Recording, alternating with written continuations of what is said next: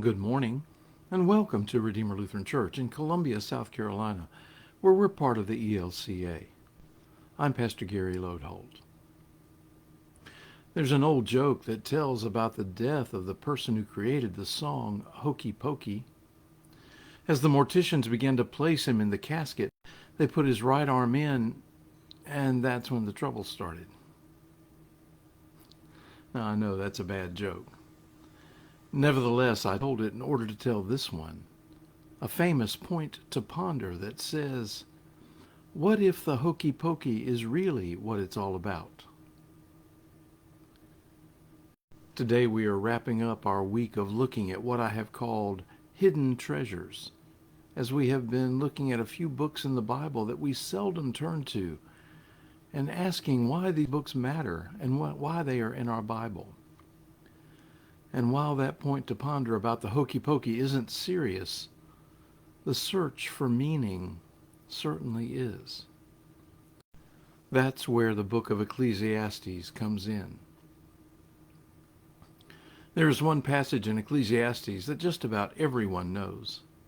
In chapter 3, we find those familiar verses about there being a time for everything, a time to sow and a time to reap, a time for war and a time for peace, and so on. Somehow people seem to gravitate toward these verses and ponder them. But they aren't the heart of what Ecclesiastes is about. Often attributed to Solomon, Ecclesiastes is wisdom literature that in effect seeks to find meaning in what is perceived to be a meaningless world. This is spelled out in the very first chapter of Ecclesiastes. Vanity of vanities, says the teacher. Vanity of vanities. All is vanity. The teacher, the writer of Ecclesiastes, sees life as pointless, an endless effort that results in nothing. As he further concludes, all is striving after the wind. You can chase the wind, but you are never going to catch it. Never take hold of it. Like Lucy and Charlie Brown, the football is always pulled away.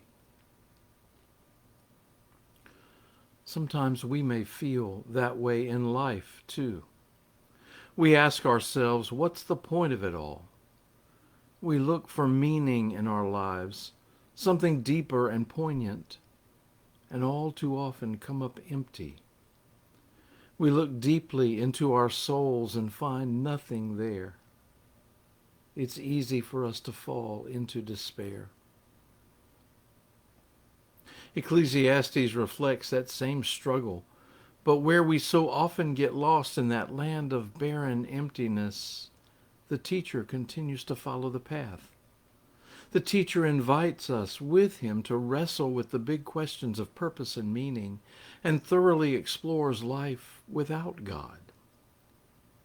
In the end, he concludes that true meaning is found in fearing God and keeping God's commandments.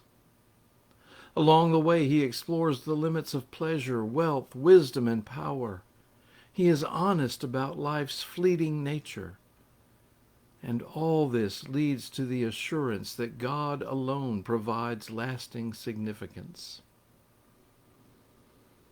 In chapter 12, the teacher sums it up nicely. The end of the matter, all has been heard. Fear God and keep his commandments, for that is the whole duty of everyone. The struggle the teacher leads us on in Ecclesiastes is difficult, but in the end, rewarding. Instead of chasing after what cannot satisfy, we are reminded and called to center our lives on God.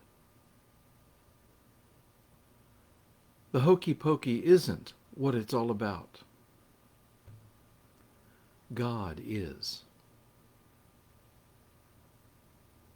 Thanks for watching, and remember to let this day belong to God.